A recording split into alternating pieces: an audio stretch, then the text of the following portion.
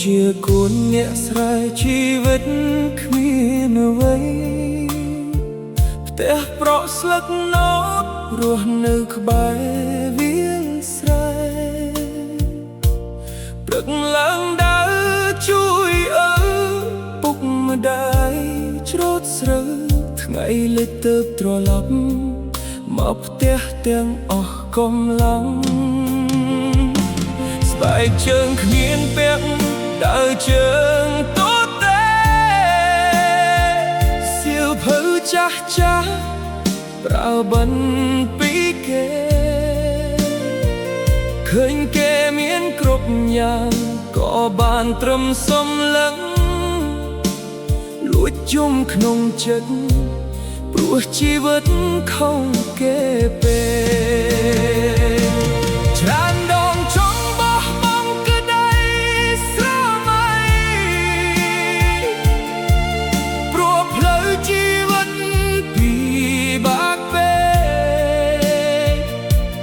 តែសំឡេងម្ដាយប្រាប់ទាំងទឹកភ្នែក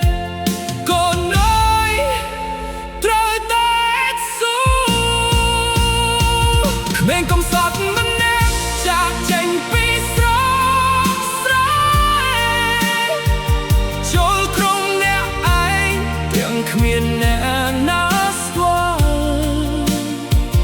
កាន់ការបោកចាស់មួយនឹងក្ដីសងខំតូ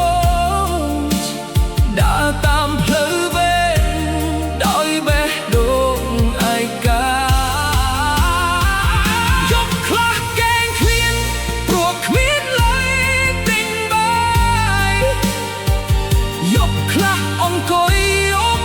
នឹកផ្ទះនឹកម្ដាយទឹកភ្នែកហូរស្ងាត់ស្ងាត់ក្រោមភ្លើងទីក្រុងតែបេះដូងនៅតែមិនព្រមចងចាញ់ធ្វើកម្មករលីសែងទទួលគ្រប់ការងារញើសហូរពេញខ្លួនក្រោមថ្ងៃខ្តៅក្រហាយគេមើលងាយថាជាកូនអ្នកស្រែតែខ្ញុំមិនខ្វល់ព្រោះដឹងខ្លួនឯងជានរណាពេលលឹកផ្ទះខ្ញុំមើលរូបម្ដាយដែលដាក់ជប់ក្នុងការបោកចាស់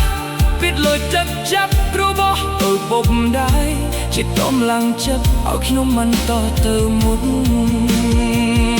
ថ្ងៃមួយម្ដាយឈឺតែគ្មានលុយព្យាបាលខ្ញុំបានត្រឹមអង្គុយយំនឹងស្ដីបានទោសខ្លួននោះហើយជាភ្លើងដែលជំរុញខ្ញុំឲ្យខំធ្វើការរហូតមិនស្គាល់ការនឿយហត់ពីក្មេងកុំសត់ម្នាក់ដែលធ្វើកេងឃ្លានថ្ងៃនេះមានការងារលោដឹងជីវិតប្រសើរអាចទិញផ្ទះថ្មីចៃលោកទាំងពីររស់សម្រាប់ដោយស្នាមញញឹមទោះថ្ងៃនេះ